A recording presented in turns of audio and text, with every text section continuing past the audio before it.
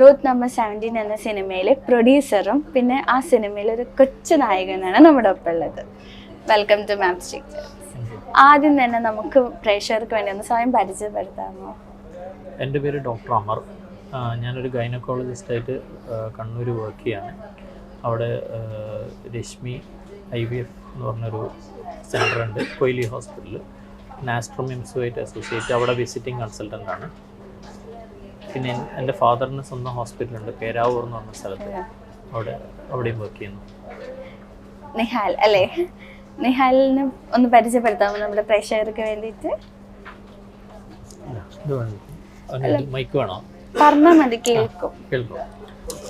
അല്ലെങ്കിൽ ഇത് എത്രാം ക്ലാസ്സിലാണ് പഠിക്കുന്നതെന്നൊക്കെ പറഞ്ഞു. നിഹാൽ കുറച്ച് ഷൈ ആണല്ലേ? ഞാൻ തന്നെ പറയാം.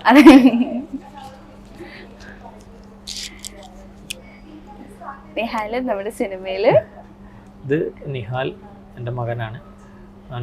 കണ്ണൂർ ചിന്മയിൽ 6ാം ക്ലാസ്സിൽ പഠിക്കുന്നു. ഇതിനകത്ത് ചെറിയൊരു വേഷം, നായകന്റെ ചെറിയൊരു പ്രായത്തിൽ ചെറുപ്പത്തിൽ തന്നെ ഒരു ചെറുതായിട്ടൊരു നായക വേഷം ചെയ്ത ആളാണ്. എന്നിട്ടാണ് ഒരു ചമ്മലല്ലേ? First time ആയതുകൊണ്ടാണോ? ചെറിയ മൂവൊക്കെ കാണിച്ചിട്ടുണ്ട്, പക്ഷെ അവന് ഇങ്ങനെ ഇരുന്ന് കഴിഞ്ഞാൽ അവൻ സംസാരിക്കില്ല. അപ്പോ ഇപ്പോ സാറ് പറഞ്ഞു സാറ് ഡോക്ടറാണ്, ഗൈനക്കോളജിസ്റ്റ് ആണ്. അപ്പൊ എങ്ങനെയാണ് ഈ ഒരു ഡോക്ടർ എന്ന് പറയുന്ന പ്രൊഫഷനിൽ നിന്നും ഫിലിം പ്രൊഡ്യൂസറിലോട്ട് വന്നത്? ഞാൻ ആക്ച്വലി പ്രൊഡ്യൂസർ എന്നുള്ളതിനേക്കാൾ മുമ്പ് ഫിലിം എല്ലാവർക്കും ഒരു പാഷനല്ലേ? ശരി. ഞാൻ 2013 മുതൽ ഫിലിമിലുണ്ട്. ചെറിയ ചെറിയ വേഷങ്ങൾ ചെയ്യുന്നുണ്ട്.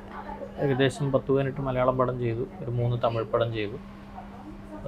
പ്രൊഡക്ഷനിൽ വളരെ ആക്സിഡൻ്റലി വന്നു പോയതാണ്. ഇതെൻ്റെ 5th മൂവിയാണ് ആക്ച്വലി. 5 മൂവി പ്രൊഡ്യൂസ് ചെയ്തു. ഫസ്റ്റ് ഞാൻ പ്രൊഡ്യൂസ് ചെയ്തത് ഗോൾഡ് കോയിൻസ് എന്ന് പറഞ്ഞ മൂവിയാണ്. സണ്ണി വെയിനൊക്കെ അഭിനയിച്ചൊരു മൂവിയായിരുന്നു, കുട്ടികളെ വെച്ചിട്ട്.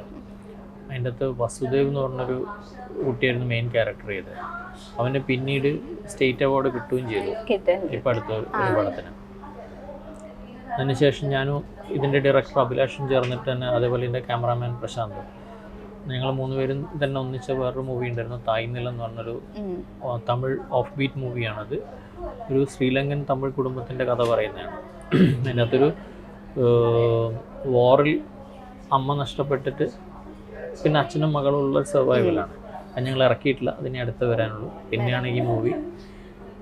മലയാളത്തിൽ പിന്നെ ചെയ്തിരിക്കുന്നത് ലവ്ലി എന്ന് പറഞ്ഞ മൂവിയാണ്. മാത്യു തോമസ് നായകനായ മൂവിയാണ്. ദിലീഷ് ഡയറക്റ്റ് ചെയ്ത് Ashiq Kapoor first time camera ചെയ്യുന്ന മൂവിയാണത്. അത് ഒരു മെയിൽ റിലീസ് ആക്കണമെന്ന് പ്രതീക്ഷിക്കുന്നുണ്ട്. അതിൻ്റെ പോസ്റ്റ് പ്രൊഡക്ഷനുമായിട്ട് മുന്നോട്ടേക്ക് പോവാണ്. ദിലീഷൊക്കെ അതിൻ്റെ തിരക്കിലാണത്. പിന്നെ ഒരു ദ്വയം എന്ന് പറഞ്ഞൊരു അനദർ ഓഫ് ബീറ്റ് മൂവി, അതെല്ലാം കഴിഞ്ഞു, പോസ്റ്റ് പ്രൊഡക്ഷൻ കഴിഞ്ഞു. പിന്നെ വരാൻ ഇരിക്കുകയാണ് കുറെ സിനിമകള് അല്ലേ? അപ്പൊ എത്ര സിനിമയിൽ അഭിനയിച്ചു? ഇപ്പൊ അഭിനയിച്ചിട്ടുണ്ടെന്ന് പറഞ്ഞല്ലോ.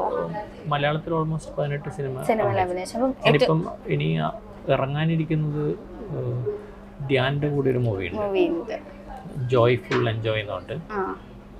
പ്രജേഷ് സെന്നിൻ്റെ ആസിഫ് അലി മൂവിയുണ്ട്, ഹൗഡിനി എന്ന് പറഞ്ഞാൽ. അതൊരു നല്ലൊരു ക്യാരക്ടർ. അപ്പൊ ഇനി സിനിമകളും വരാനുണ്ട്. അപ്പൊ പ്രൊഡക്ഷനിലും ഇനി സിനിമയിൽ വരാണ്ട്, അഭിനയത്തിലും സിനിമയിൽ വരാനുണ്ട്. അപ്പൊ ഇപ്പോ കുറച്ച് സർവൈവൽ മൂവീസും കണ്ടു കാണുമല്ലോ, കുറെ സർവൈവൽ മൂവീസ്. ഇപ്പൊ പ്രൊഡക്ഷനും ചെയ്തിട്ടുണ്ടല്ലോ സർവൈവൽ മൂവി. അപ്പൊ അതിൽ നിന്ന് നമ്മുടെ ഈ ഒരു സിനിമ എന്താണ് ഡിഫറെന്റ്? ത്രില്ലർ മൂവീസ് അങ്ങനെ നമുക്ക് ഭയങ്കര ഡിഫറൻസ് ഒന്നും പറയാൻ പറ്റില്ല. ഓൾമോസ്റ്റ് എല്ലാ ത്രില്ലർ മൂവീസും സെയിം ഇതൊക്കെ തന്നെ ആയിരിക്കും.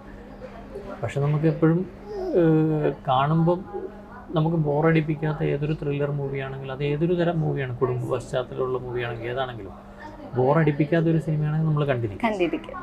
അത്ര തന്നെ ഇതിനും പറയാനുള്ളൂ. അങ്ങനെ വലിയൊരു പൊട്ടിഘോഷിക്കപ്പെടുന്ന ഒരു സാധനമൊന്നുമല്ല. പക്ഷെ പിന്നെ എന്തിനാണ് മീഡിയക്ക് മുമ്പിൽ വന്നതെന്നാണ് അടുത്ത ചോദ്യം. ബോറടിക്കാത്ത നല്ലൊരു തിയേറ്റർ എക്സ്പീരിയൻസ് ഉള്ളൊരു പടം ആരും കാണാതെ പോകരുതെന്ന് വിചാരിച്ചിട്ട് വന്നതാണ്. കാരണം തമിഴ്നാട്ടിൽ റിലീസ് ചെയ്തതിന് ശേഷമാണ് നമുക്ക് വേണ്ടി ഇതൊരു മനസ്സിലായത്.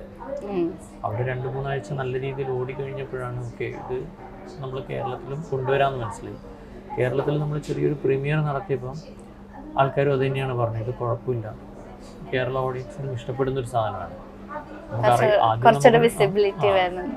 നമ്മൾ ചെയ്തൊരു മൂവി നമുക്ക് പരിചയമുള്ള ആൾക്കാരുടെ മുമ്പിൽ സ്വന്തം നാട്ടിൽ റിലീസ് ചെയ്യാനുള്ളൊരു ആഗ്രഹം. ഇപ്പൊ രണ്ട് ഓഡിയൻസായിട്ട് പരിചിതമാണല്ലോ, മലയാളം ഓഡിയൻസ് ആയിട്ട് തമിഴ് ഓഡിയൻസ് ആയിട്ടും. അപ്പൊ രണ്ടും എന്തോ ഒരു ഡിഫറൻസ് തോന്നിയേക്കുന്നത്?